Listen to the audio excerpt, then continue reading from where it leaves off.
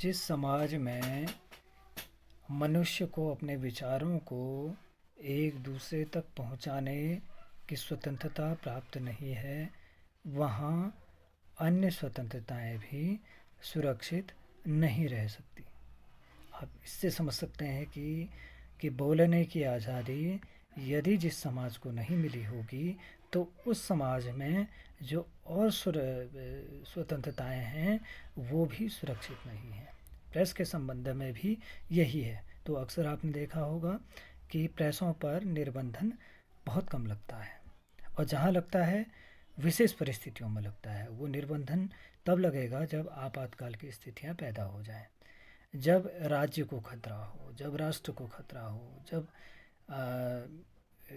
शत्रु देश के आक्रमण की संभावना हो, तो तब ये स्वतंत्रताएं उस समय क्या कर ली जाती हैं, बाधित कर ली जाती हैं, मतलब रोक दी जाती हैं, और कुछ समय के लिए उस पर निर्बंधन लगा दिया जाता है। ठीक है, मैंने बताया था कि लार्स मैंसफील्ड हो गया और भारतीय प्रेस कमीशन हो गया, या फिर कई जो निर्णय जो न्यायालयों के आए हैं, चाहे उसमें साकल पेपर्स बनाम आपके भारतीय संघ हो, या फिर मेनका गांधी बनाम भारतीय संघ हो, या फिर प्रभुदत्त बनाम भारतीय संघ हो, या फिर एम हसन बनाम आंध्र प्रदेश सरकार हो। तो इनके जो निर्णय आए, जो इनके निर्णय न्यायालय ने दिए, तो उन्होंने ये माना कि प्रेस को स्वतंत्रता दी जानी, मतलब व्यक्ति को अभिव्यक्ति की स्वतंत्रता का अधिकार है। कोई भी व्यक्ति अपने विचारों को अभिव्यक्त करने के लिए समाचार पत्र या फिर मीडिया के संसाधन या प्रेस के संसाधन अत्यंत आवश्यक हैं। वो मनुष्य के विचारों को संप्रेषित करते हैं। आप समझे होंगे कि कोई अपने अभिव्यक्ति को हम दूसरे तक पहुंचाने के लिए इनका प्रयोग करते हैं, और यदि इन पर रोक लगा दी जाए, और या फिर इनको अभिव्यक्ति की स्वतंत्रता न मानते हुए इन पर रोक लगा दी जाए, तो व्यक्ति क्या होगा, मृत व्यक्ति के समान माना जाएगा। कि एक डिसीजन इसमें जो दिया था साकल पेपर्स बना भारत संघ का, उसमें हाईकोर्ट ने ये निर्णय दिया कि वाक और अभिव्यक्ति की स्वतंत्रता में प्रेस की स्वतंत्रता शामिल है। प्रेस को कोई अलग से अधिकार नहीं मिले हैं, क्योंकि समाचार पत्र विचारों को एक्सप्रेस करने का या अभिव्यक्त करने का एक माध्यम है। प्रेस की स्वतंत्रता एक साधारण नागरिक की स्वतंत्रता से बढ़कर नहीं है, और उन निर्बंधनों के अधीन है जो स्वतंत्रता के अनुच्छेद 19(2) के तहत नागरिकों के वाक एवं अभिव्यक्ति की स्वतंत्रता पर लगाए गए। इससे आप समझ सकते हैं कि जो साकल पेपर्स बनाम जो भारत संघ का जो डिसीजन आया, उसने यह इतना महत्वपूर्ण डिसीजन दिया। फिर इसके बाद आएगा प्रभुदत्त बनाम भारतीय संघ। प्रभुदत्त बनाम भारतीय संघ के मामले में हाईकोर्ट ने यह निर्णय दिया कि प्रेस की स्वतंत्रता में सूचनाओं और समाचारों को जानने का अधिकार शामिल है।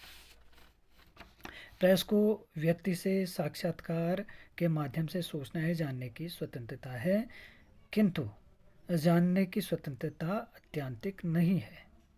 ये भी उन्होंने कहा है कि स्वतंत्रता तो है, लेकिन वो अत्यंतिक नहीं है, और उसके ऊपर युक्ति युक्त निर्बंधन या रिस्ट्रिक्शन लगाया या अभिरोपित किया जा सकता है बच्चों।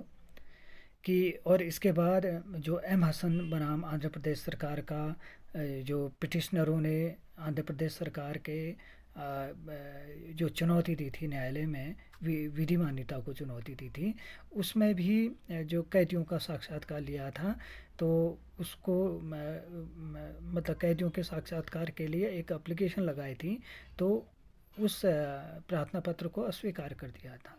तो वो कोर्ट में गया वो मामला, तो वहाँ पर भी यह सामने आया कि कैदियों को भी अपने विचारों को अभिव्यक्त करने की स्वतंत्रता है, एक्सप्रेस करने की स्वतंत्रता है।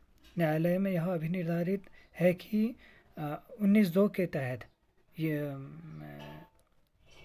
कि अगर वो गलत बोलता है, अगर उससे किसी व्यक्ति की छवि धूमिल हो रही है, किसी व्यक्ति की गरिमा नष्ट होती है, तो वहाँ पर क्या हो जाएगा, निर्बंधन लगा दिया जाएगा। तो कैदियों की जो बात आएगी, वो भी, उनको भी अपनी बात को रखने का अधिकार है, अगर वो सीमा के भीतर हो।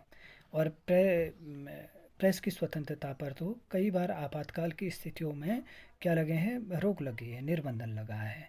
आपने एक मामला देखा कि जो जम्मू कश्मीर धारा 370 का, वहाँ का मामला, आपने कश्मीर का मामला देखा, तो वहाँ पर भी जो प्रेस की स्वतंत्रता वाली जो चीज़ें थी, वो निर्बंधन लगाई थी। हालांकि फिर बाद में कोर्ट ने वो निर्बंधनों को हटाने के लिए सरकार को कहा भी था, राज्य सरकार को। उन्होंने अपने डिसीजन में ये कहा कि हर किसी व्यक्ति, इससे व्यक्ति की स्वतंत्रता पर जो फ्रीडम टू एक्सप्रेस की जो अधिकार जो है उसका उल्लंघन होता है, मतलब दिया जाना चाहिए। तो संविधान के अनुच्छेद 352 के अंतर्गत देश में आपातकाल की घोषणा कौन करता है, ये आपको जानकारी होगी, राष्ट्रपति करते हैं। तो राष्ट्रपति आ, अगर चाहे, अगर अगर उनको लगता है कि प्रेस से किसी राज्य को या राष्ट्र को नुकसान हो रहा है, तो वहाँ पर वो निर्बंधन लगा दिया जाएगा। हम इससे इस बात को समझे हैं कि, और जब बाह्य देश का आक्रमण होता है और संभावना अगर होती है, वहाँ पर अगर सरकार या फिर राष्ट्रपति क्या कर सकते हैं, आपातकाल की स्थितियाँ में वो रिस्ट्रिक्शन लगा सकते हैं। और जब बात आएगी प्रेस की स्वतंत्रता के प्रतिबंध की, तो कहाँ पे कई बार हमारे दिमाग में होता है कि ये निर्बंधन कहाँ लगेगा। हम सोचते हैं तो ये प्रश्न उठता है कि प्रेस की स्वतंत्रता अबाध है, जिस प्रकार अन्य कोई स्वतंत्रता अबाध नहीं है, उसी प्रकार प्रेस की स्वतंत्रता भी अबाध नहीं है। 19(2) के तहत किस परिस्थिति में वो निर्बंधन लगा दिए जाएंगे।